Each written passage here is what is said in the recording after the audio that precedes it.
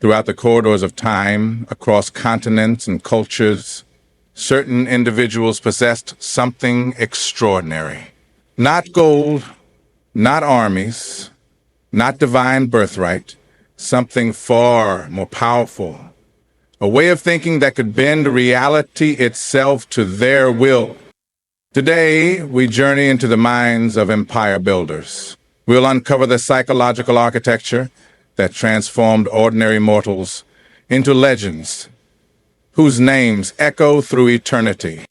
Alexander the Great was 32 when he died. In those brief years, he conquered most of the known world. Napoleon Bonaparte rose from a minor Corsican family to reshape Europe. Genghis Khan united the Mongol tribes and built the largest contiguous empire in history.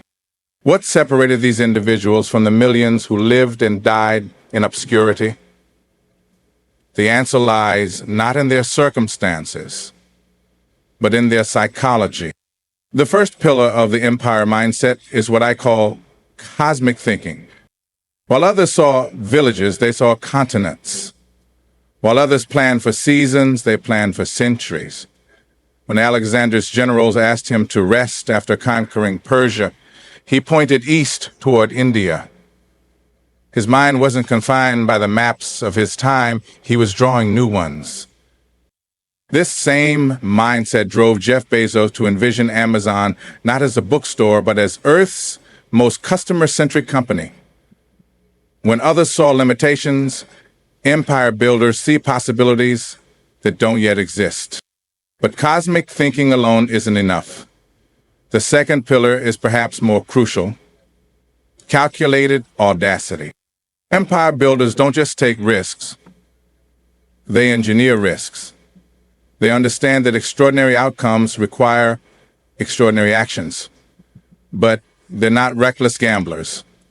They're strategic risk architects. When Caesar stood at the Rubicon River, the decision to cross wasn't impulsive.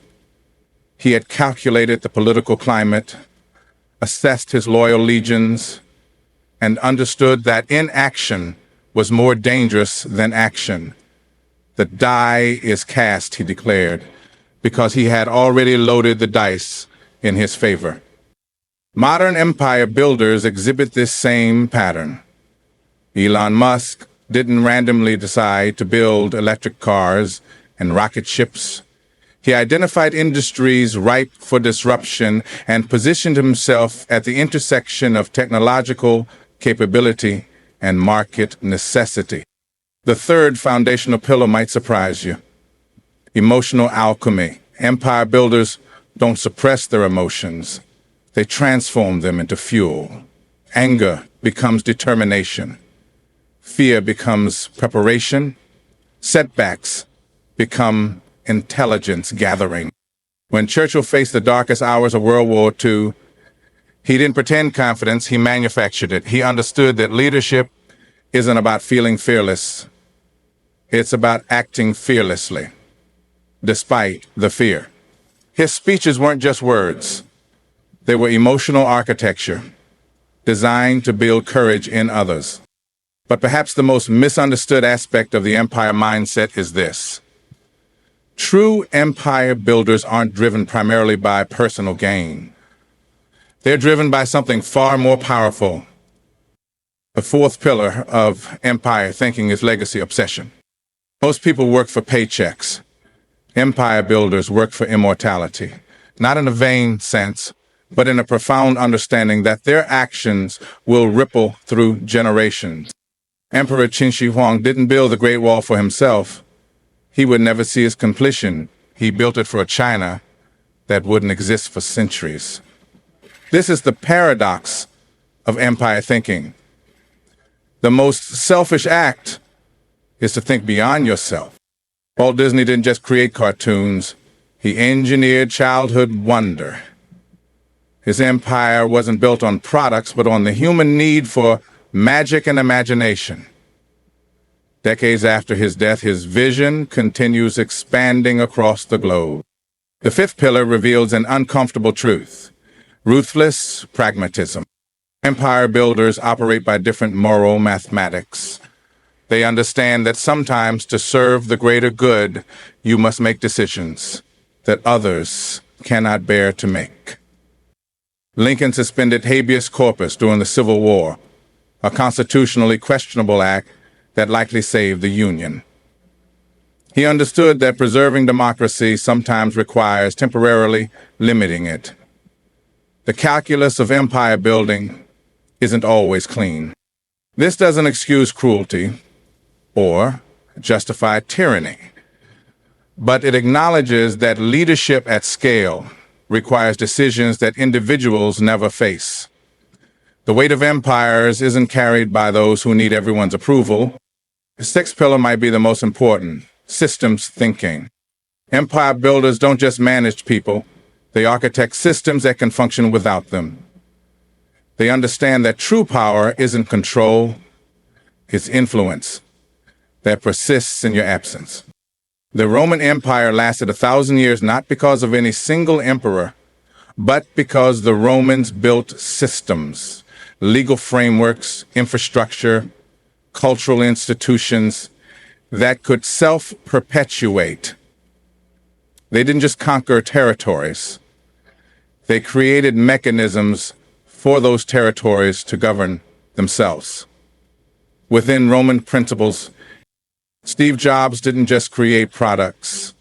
He created a design philosophy so powerful that Apple continues innovating in his image years after his death. The empire mindset builds systems that think like you, even when you're gone. But here's where most people misunderstand empire builders completely. The seventh pillar, productive paranoia. The empire builders aren't optimists or pessimists. They're realists with contingency plans. They operate from a constant awareness that success breeds complacency, and complacency breeds destruction. They build redundancies into everything. Multiple supply chains, diverse revenue streams, alternative strategies for every scenario.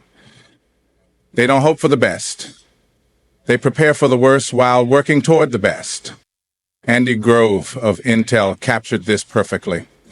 Only the paranoid survive. Not anxious paranoia that paralyzes, but productive paranoia that motivates preparation.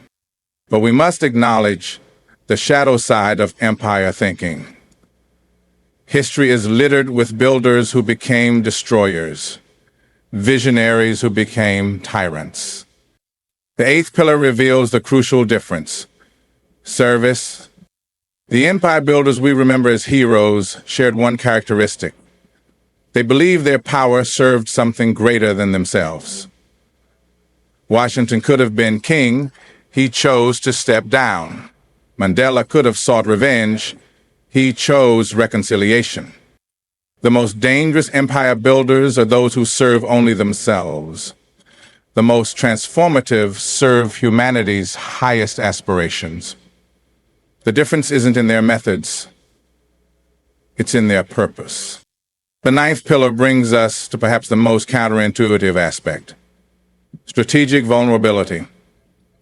Empire builders understand that absolute power corrupts absolutely, so they deliberately create systems to challenge their own thinking. They surround themselves with people brave enough to disagree with them. FDR's brain trust wasn't filled with yes men. It was filled with brilliant individuals who often disagreed with each other and with him.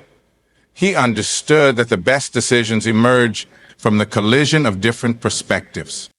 The strongest empires aren't built by the strongest individuals.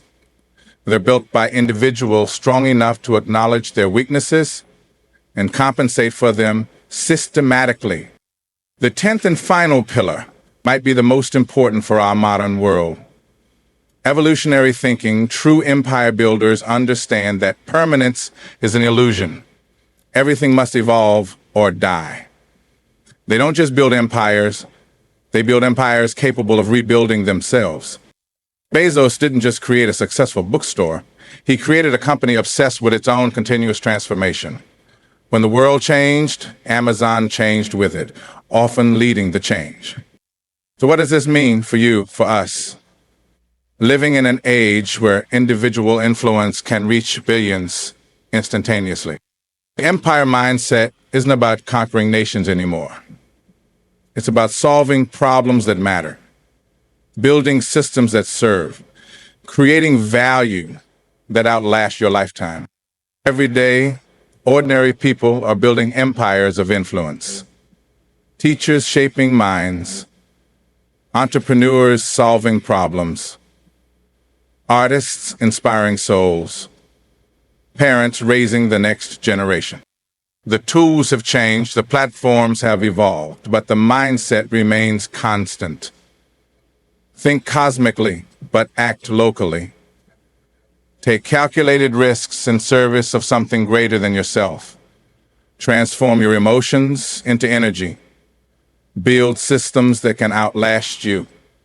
Stay paranoid enough to keep improving, but centered enough to serve others. The question isn't whether you have what it takes to build an empire.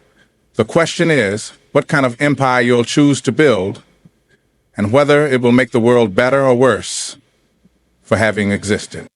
Your empire awaits, not in some distant future, but in the next decision you make, the next risk you take, the next person you serve. The mindset that built empires isn't reserved for history books. It's available to anyone bold enough to think beyond themselves and patient enough to build something that matters. What will your empire be?